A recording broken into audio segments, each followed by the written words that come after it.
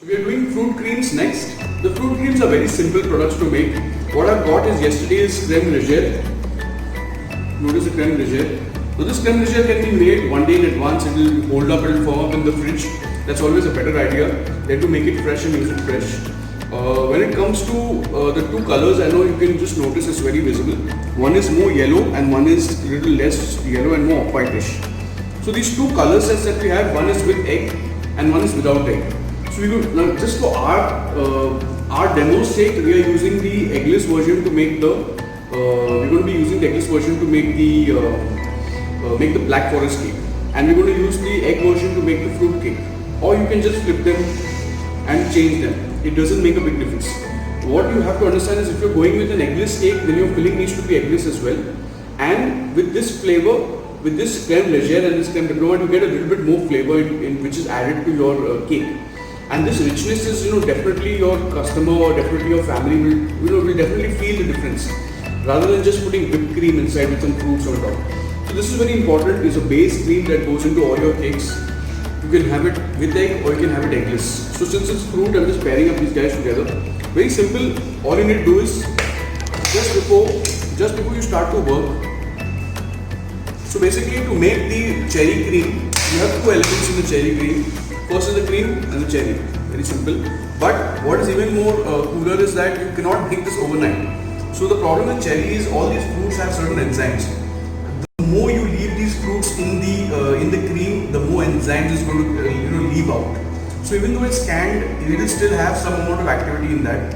You don't want to take the risk, and you don't want it to you don't want that sweetness to become like convert into some kind of sourness later on. So the biggest advice I give all the bakers is that if you're making a cake today, make sure your fruit creams are made on the same day, if not on the same hour.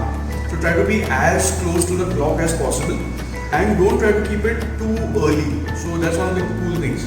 Simply just add the chopped cherry in this. Now I'm using red cherries. If you want, you can also use maraschino cherries. You can also use sour cherries. We're going to be adding a little bit of sour cherry on top as well. So this is going to have like a double infusion of cherry. So this is just simply mix it up. By simply mixing it up like that, what happens is a lot of chefs, what they do is a lot of pastry chefs, what they tend to do is they tend to make the cream separate so that the cream gets longer shelf life. They layer it with the cream and then they put the cherries on top. So that is really good when you're doing small number of cakes. If you're doing 1 or 2 cakes, that's really good to do. But if you're doing a large batch of cakes, like around 7 or 8 cakes or 10 cakes, 20 cakes a day, then it's easier and much more advised to have a cherry cream.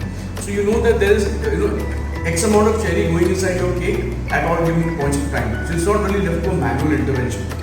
So this is done. Similarly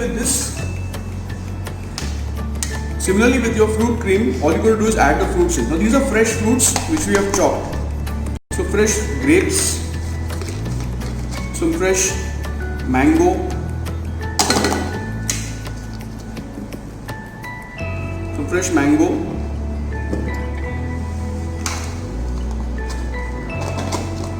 Now the cool part of using fruits is that you can also use the offcut of fruits. So if there's any if you made something with the fruits and you have a lot of these flesh of the fruit which is of a very odd shape, you can chop it up and add it into the steak as well.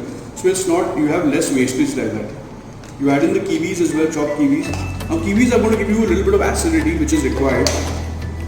And I'm using papaya. So the papaya, again, if you don't want to use papaya, if you don't want to use all the papaya, you can restrict the papaya, or you can replace it with musk melon or mashed melon.